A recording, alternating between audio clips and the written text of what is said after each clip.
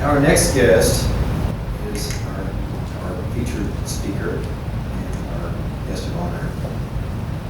He's the head of Gun Owners of America, the only no-compromise gun organization in Washington.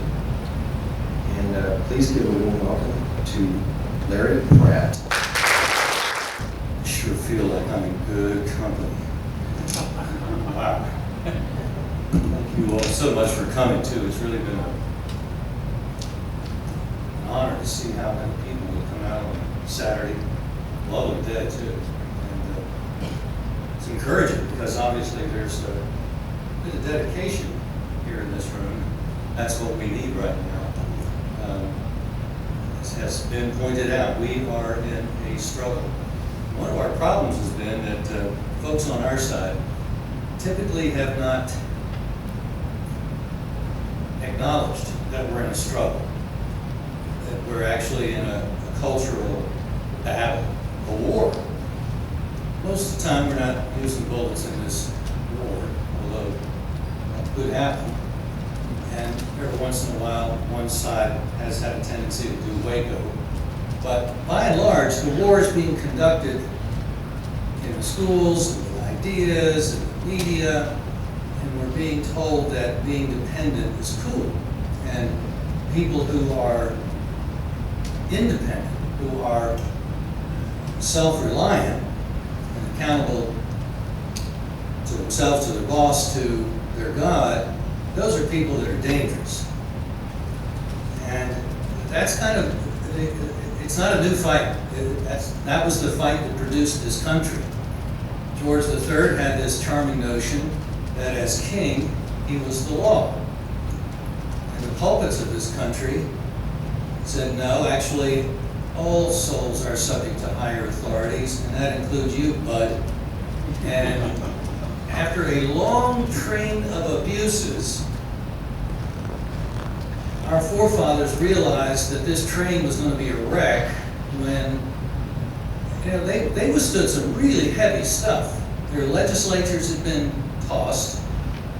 Patrick Henry gave his great speech in a church because the House of Burgesses couldn't meet in Williamsburg. They had to go up to Richmond to say, give me liberty or give me death.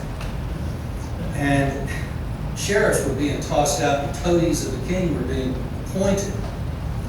And homes were being invaded without warrant. Well, they were called writs of assistance.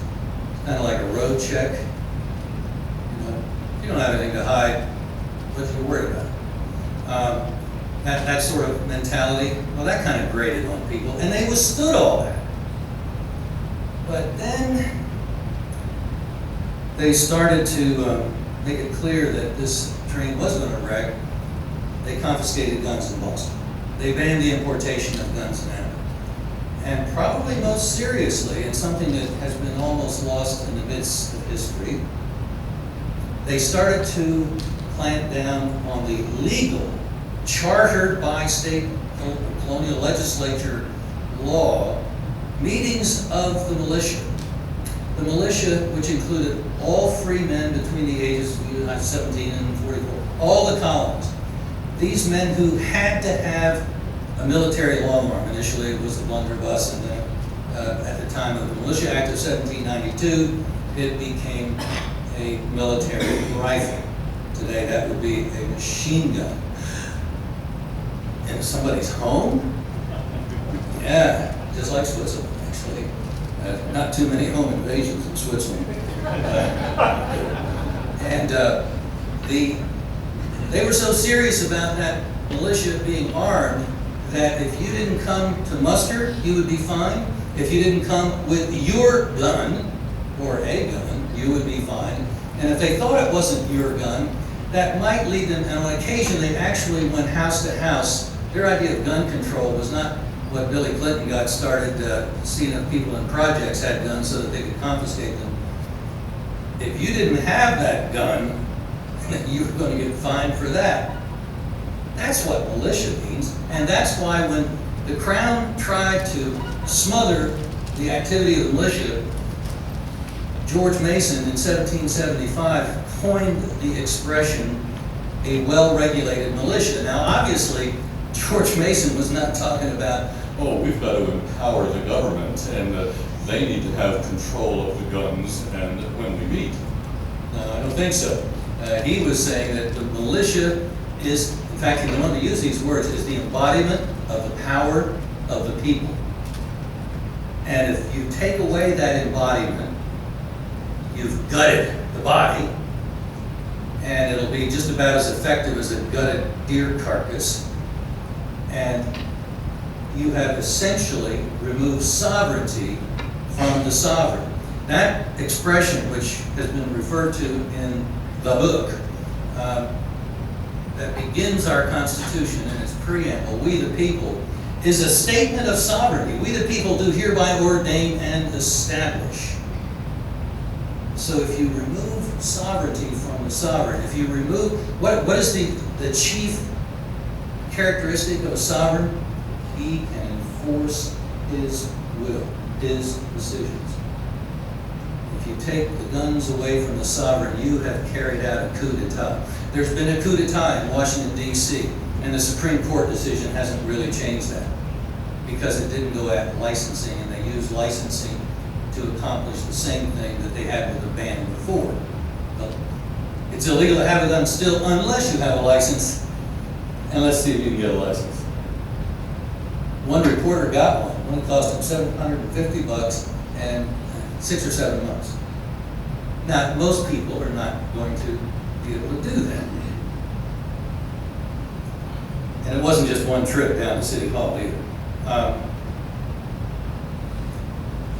The well-regulated militia was what finally met 800 of the most powerful empire in the world at the time's detachment from Boston on Lexington Green.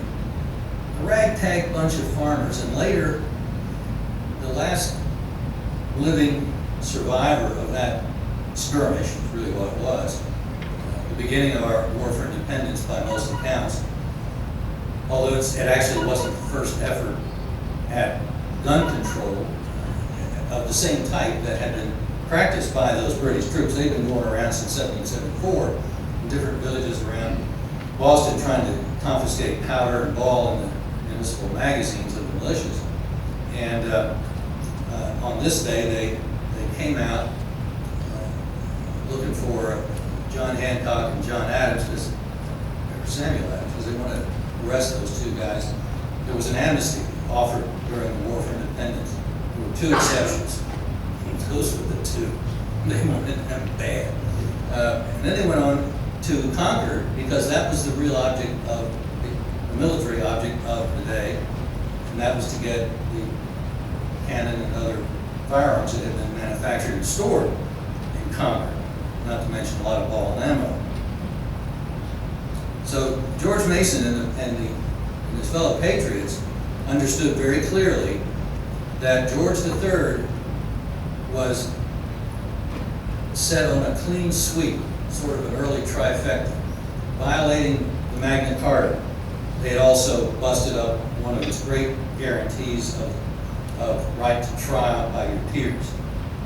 It was not uncommon for people that the Crown really wanted to jerk around and have to face trial in England. Not too many of your peers who live 3,000 miles away. The right to keep and bear arms that was protected in the Bill of Rights of 1689, which, by the way, was a covenant between the king and the people, because William of Orange was not allowed to become the King of England until he signed that Bill of Rights, which protected the right to keep and bear arms, among other rights. And finally, there were covenants that the king had made with each of the colonies, contracts, establishing their legislatures and their ability to make their own laws and to protect themselves. Here were all these troops coming into the land, and like troops that are being sent now on domestic law enforcement operations, something that a 10th Amendment oriented people in state government would never